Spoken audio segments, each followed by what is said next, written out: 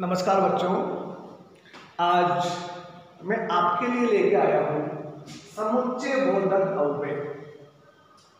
समुच्चय बोधक अव्यय जब हमने शब्द पढ़े थे तो उसमें पढ़े थे कि शब्द के दो प्रकार हैं, विकारी और अविकारी। तो विकारी में चार थे, संज्ञा, सर्वनाम, क्रिया और विशेषण। और अविकारी में भी चार थे, संबंध बोधक, समुच्चय बोधक, क्रिया विशेषण और विस्मयादि बोधक। तो आज हम बात करेंगे समुच्चय बोधक। अविकारी और अव्यय दोनों का मतलब एक ही होता है, अव्यय बोलो या फिर अविकारी बोलो। और अविकारी या अव्यय का मतलब होता है ऐसे शब्द जो कभी भी बदलते नहीं हैं, जैसे हैं वैसे ही रहते हैं। तो अब बात करेंगे समुच्चय बोधक अव्यय की परिभाषा। इनको हम पहचाने कैसे, और जो बच्चे पद परिचय विशेष रूप से पढ़ते हैं उनके लिए बहुत महत्वपूर्ण है।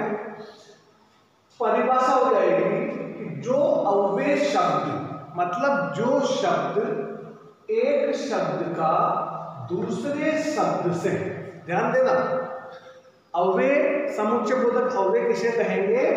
ऐसे अव्यय शब्द जो एक शब्द का दूसरे शब्द से, किसे? एक शब्द का दूसरे शब्द से, या फिर एक वाक्यांश का दूसरे वाक्यांश से।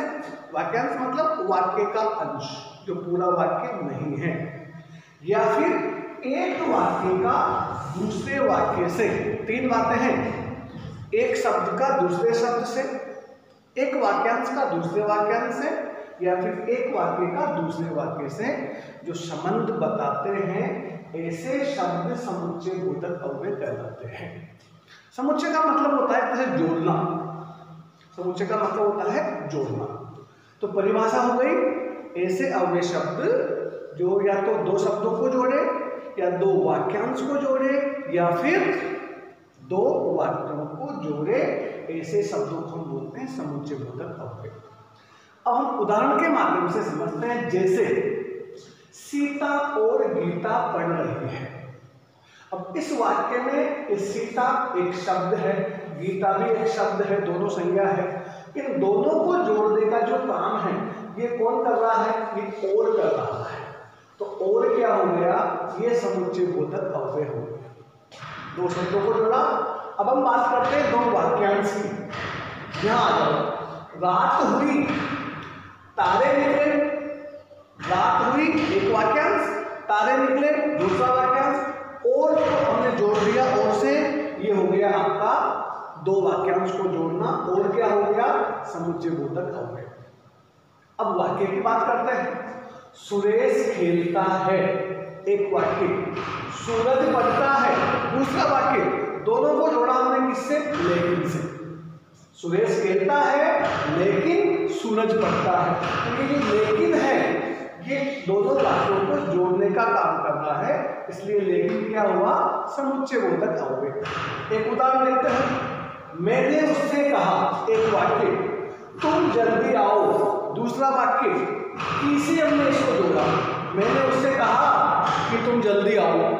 तो की क्या कर रही है? इन दोनों वाक्यों को जोड़ने का काम कर रही है, इसलिए की भी क्या हो गई? समुच्चय बोधक अव्यय। कुछ समझ में आ रहा होगा आपके, उम्मीद है। अब हम बात करते हैं समुच्चय बोधक अव्यय के भेद। अलग अलग किताब में अलग अलग लिखा हुआ है। कहीं पर संयोजक, विभाजक लिखा है, कहीं पे वैधीकरण, समानाधिकरण लिखा है। तो आप अपने पद परिचय के हिसाब से देखेंगे तो इसके दो भेद मानेंगे आप। एक हो जाएगा समानाधिकरण समुच्चय बोधक अव्यय। समानाधिकरण का मतलब समान अधिकरण समुच्चय बोधक अव्यय, और दूसरा है वैधीकरण समुच्चय बोधक अव्यय। अब इसको हम समझते हैं। समान अधिकरण समुच्चय बोधक अव्यय में कौन कौन से योजक हैं? और, तथा, लेकिन, किंतु, परंतु, एवं, अथवा, बल्कि, वरन और या। ये जितने भी हैं ये सब क्या है? ये समानाधिकरण योजक है। समानाधिकरण का मतलब हो गया कि समान शब्दों को जोड़ते, जो दोनों बराबर हैं उनको जोड़ेंगे। दोनों वाक्य हो या दो शब्द हो, अगर वो बराबर है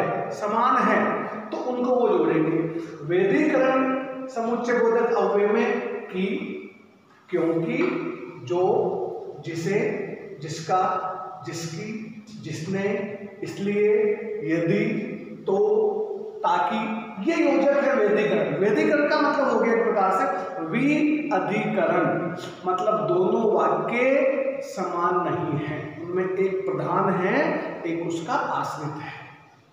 अब अगर इसी पूरी बात को हम संक्षिप्त में समझे, 10वीं के बच्चे विशेष ध्यान देंगे, अगर इसी बात को संक्षिप्त में समझें, समुच्चय बोधक अव्यय, आप इतना समझ लो कि संयुक्त वाक्य और मिश्र वाक्य, संयुक्त वाक्य और मिश्र वाक्य के जितने भी योजक है वो सब समुच्चय बोधक अव्यय है। एक लाइन में बात खत्म। संयुक्त वाक्य और मिश्र वाक्य के जितने भी योजक है, मतलब ये सब है समुच्चय बोधक अव्यय। बात खत्म हो गई। अब हम समझे कैसे? अभी आपको समझाया, की का समझाया, और से समझाया, लेकिन से समझाया। अब एक और बात हम करते हैं, जब आपका पद परिचय पूछा जाएगा तो उसमें इस प्रकार से एक वाक्य देकर के और को पूछ सकता है, तो आप वहां ये मत ढूंढना कि तो दो वाक्य तो है ही नहीं, योजक दो शब्दों को भी जोड़ता है। इसलिए मैंने परिभाषा में पहले ही कर दिया, एक शब्द दूसरे शब्द से जुड़ सकता है, वाक्यांश जुड़ सकते हैं और वाक्य जुड़ सकते हैं। तो संयुक्त वाक्य के जितने भी योजक हैं सब समानाधिकरण योजक, और मिश्र वाक्य के जितने भी योजक हैं सब वेदीकरण योजक। आप इसको आसानी से समझ सकते हैं। फिर भी कोई दिक्कत हो आप कमेंट करके मुझे बता सकते हैं। एक बार देखेंगे, ये तो आपके लिए लाभकारी है, लेकिन पद परिचय में विशेष फायदा आपको मिलने वाला है। धन्यवाद।